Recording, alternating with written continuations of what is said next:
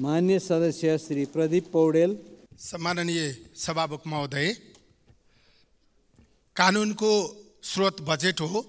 बजेटको प्रभावकारी कार्यान्वयन भयो भने मात्रै कानुनी राज्य भएको महसुस हुन सक्छ।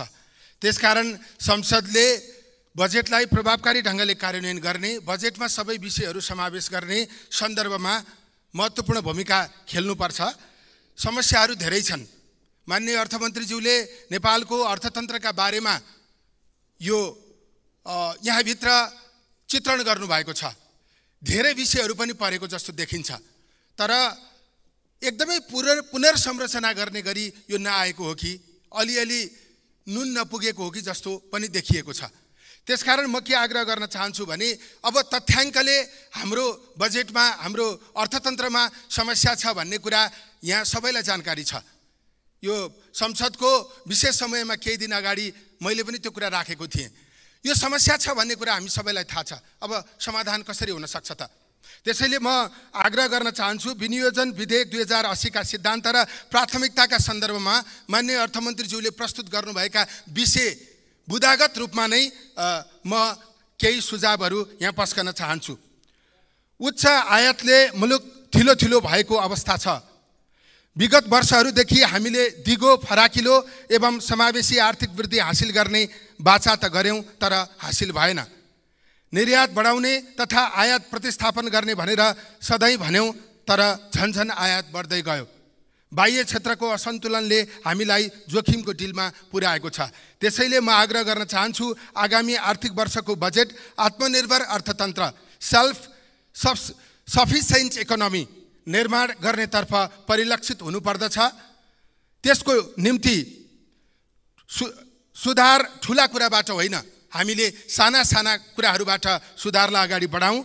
म यो विनियोजित विधेयकको सिद्धान्तको बुदा नम्बर 6 मा आत्मनिर्भर अर्थतन्त्र निर्माण गरी भन्ने वाक्यांश थप्नका निम्ति म आग्रह गर्न चाहन्छु। त्यस्तै बुदा नम्बर 7 मा सामाजिक सुरक्षा कार्यक्रमलाई औपचारिक क्षेत्रमा कार्यरत श्रमिकसम्म विस्तार गरिनुपर्दछ।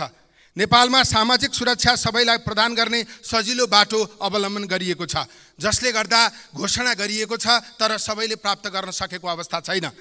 त्यसैले जसलाई आवश्यक पर्ने हो उसलाई मात्रै सामाजिक सुरक्षा सेवा, सुविधा, आर्थिक सहायता उपलब्ध गराउने व्यवस्था गरिनुपर्दछ। कसलाई आवश्यक पर्ने हो र होइन भन्ने कुरा राज्यले तथ्याङ्क निर्माण गर्नुपर्दछ। बुदा नम्बर 10 मा निजी क्षेत्रको मनोबल अभिवृद्धिले पेटबोलीका विषयलाई समेट्न सकेन। गैर आवासीय नेपालीलाई लगानी गर्नका लागि अझ सहज वातावरण निर्माण गरिनुपर्दछ। युरोप, अमेरिका, अस्ट्रेलिया लगायतका देशमा बसोबास गर्ने नेपालीलाई यहाँ लगानी गर्न आकर्षित गर्ने प्रावधानहरू राखौँ। प्रत्यक्ष वैदेशिक लगानी भित्राउन पनि नसकेको, अनुदान पनि ल्याउन नसकेको वर्तमान अवस्थामा नेपालीको लगानी नेपालमै गर्ने स्थिति निर्माण गर्न सक्नुपर्दछ। नेपालमा अपार्टमेन्ट किन्न चाहने विदेशी नागरिकलाई सुविधा दिने भनेर बजेटमा ल्याइयो, तर कानुन बनाउन नसकेका कारणले त्यो कार्यान्वयन हुन सकेन। बजेटका प्राथमिकताहरूको सन्दर्भमा बुदा नम्बर 12 मा कृषि राखिएको छ। आगामी 2 आर्थिक वर्षमा आधारभूत कृषि उत्पादनमा आत्मनिर्भर हुने र आगामी 5 आर्थिक वर्षमा कृषिमा पूर्ण आत्मनिर्भर भई निर्यात गर्न सक्ने अवस्थामा पुग्ने गरी कृषिलाई पुनर्संरचित गरिनुपर्दछ।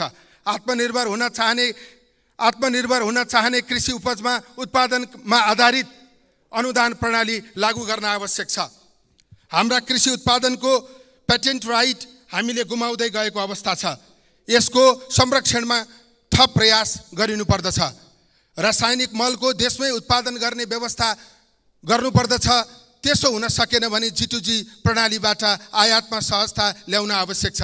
कृषि उत्पादन बढाउने र युवालाई कृषिमा आकर्षित गर्ने अभियान यो बजेटले घोषणा गर्नुपर्दछ। नेपालमा रहेका उच्च मूल्यका जडीबुटी उत्पादन, सङ्कलन, प्रशोधन र उपयोगमा जोड दिने कार्यक्रम यो बजेटमा ल्याइनुपर्दछ। उत्पादनमा आधारित अनुदान दिने व्यवस्था यो बजेटले गर्नुपर्दछ। कृषि उत्पादनलाई उद्योग सरहको मान्यता दिने व्यवस्था गरिनुपर्दछ। खाद्यान्न अपुग भएका स्थानहरू पहिचान गरी स्थानीय सम्भाव्यताको अध्ययन गरी उत्पादन बढाउने तथा आपूर्ति नियमित गर्ने प्रणाली विकास गरिनुपर्दछ। कृषि पर्यटक एग्रो टुरिज्ममा ध्यान दिने हुनुपर्दछ। बुदा नम्बर 13 मा उद्योग दर्ता नवीकरण लगायतका प्रक्रियामा रहेको झन्झट र मोलमलाइजाले निजी क्षेत्रमा लगानी गर्न कोही पनि उत्साहित भएको छैन। त्यसैले डिजिटल प्रविधिको प्रयोगबाट सेवाग्राही र सेवा प्रदायक भेटै नभए पनि काम हुने स्थिति निर्माण गरिनुपर्दछ। सबै सेवाहरू एकै ठाउँबाट पाउने व्यवस्था गरिनुपर्दछ। कुनै पनि सरकारी अधिकारीले तजविजीय अधिकार प्रयोग गरी काम गर्न वा नगर्न नपाउने स्थिति हुनु हुँदैन। उद्योग प्रशासन प्रणालीमा सुधार गरिनुपर्दछ। आफ्नो उत्पादन नै उपयोग गर्ने स्थिति निर्माण गरिनुपर्दछ। वाणिज्य बैंकहरूमा ऋण लिन जाने युवालाई परामर्श दिने, व्यावसायिक योजना बनाइदिने र व्यवसाय सञ्चालनका प्रारम्भिक चरणमा मद्दत गर्न सक्ने गरी बैंकमा विशेष सहजीकरण डेस्क राख्नुपर्ने बाध्यकारी स्थिति बनाउनु पर्दछ। युवालाई उद्यम तथा व्यवसायमा लाग्नका लागि कम्तीमा सबै प्रदेश सदरमुकाममा बिजनेस इन्क्युबेसन सेन्टर स्थापना गरिनुपर्दछ। उत्पादनमूलक उद्योगलाई दिने सुविधा अन्य क्षेत्रलाई दिने सुविधा भन्दा फरक हुनुपर्दछ। त्यो सहज पनि हुनुपर्दछ। 80-90 को दशकलाई औद्योगिक विकासको दशकका रूपमा बजेटमा प्रस्तुत गरिनुपर्दछ। बुदा नम्बर 14 मा शिक्षा तथा स्वास्थ्य विश्वविद्यालयमा हुने राजनीतिक नियुक्ति अन्त्य गरी स्वचालित र प्रतिस्पर्धात्मक ढङ्गबाट पदाधिकारी नियुक्त गरिने बाध्यकारी व्यवस्था गरिनुपर्दछ। सार्वजनिक विद्यालयहरूलाई सुधार गर्नका निम्ति सार्वजनिक विद्यालय सुधार अभियान घोषणा गरिनुपर्दछ र दरबन्दी कम भएका विद्यालयहरूमा दरबन्दी थप गर्ने व्यवस्था गरिनुपर्दछ।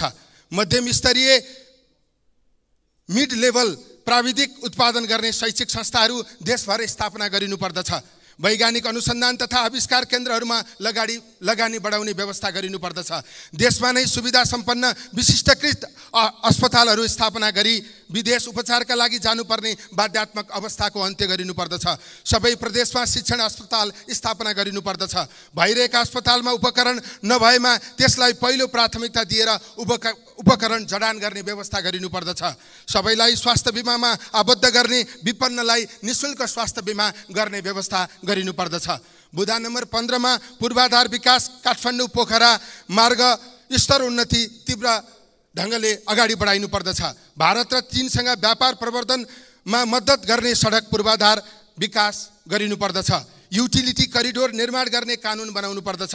काठमाडौँ उपत्यकालाई एक प्रशासनिक इकाइ बनाई सम्पूर्ण विकास निर्माणका काम एकीकृत रूपमा सञ्चालन गर्ने गरी पद्धति बसाल्नु पर्दछ।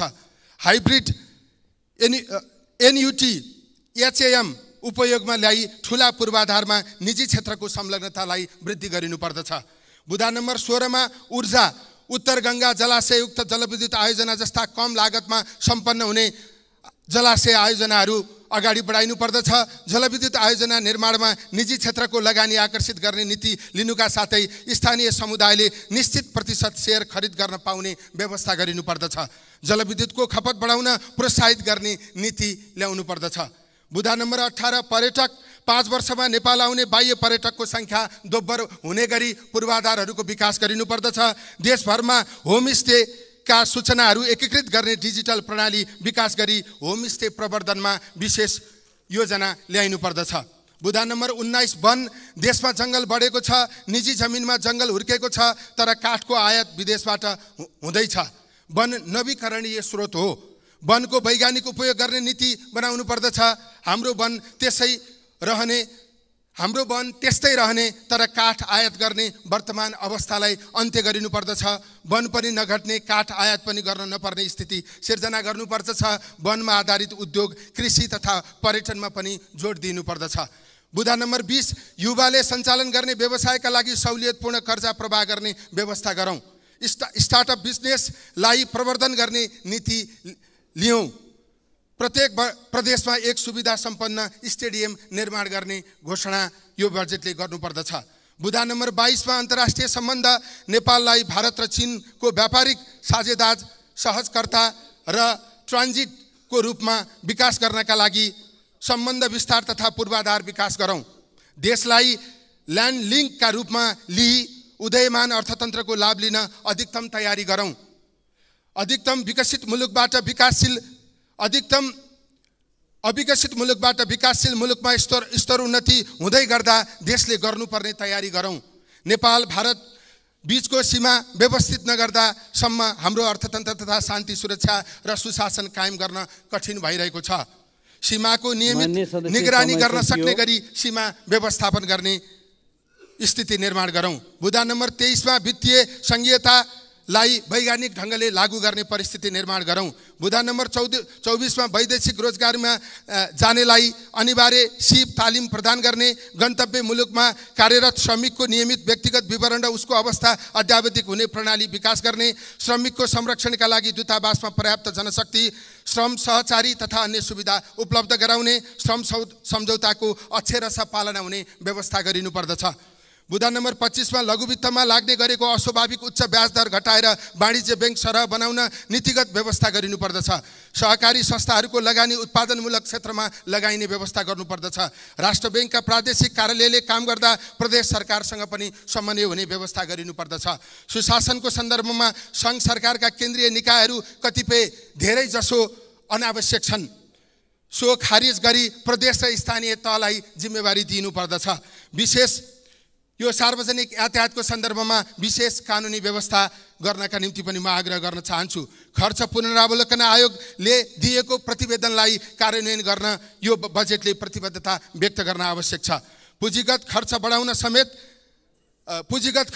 बढाएर 100% खर्च हुने स्थिति कसरी निर्माण गर्न सकिन्छ त्यसका निम्ति कानुन निर्माण गर्नका निम्ति म आग्रह गर्न चाहन्छु। सरकारी र निजी संस्था सबैले डिजिटल आर्थिक प्रणाली विकास गरेको हुनुपर्छ। त्यो डिजिटल आर्थिक प्रणाली अनिवार्य गराउनका निम्ति कानुनी व्यवस्था गरिन आवश्यक छ।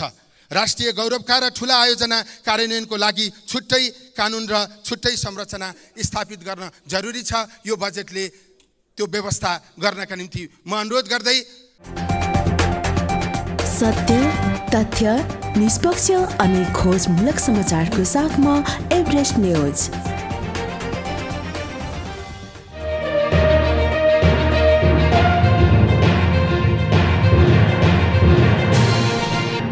तपाईं हेर्दै हुनुहुन्छ एभरेस्ट न्यूज।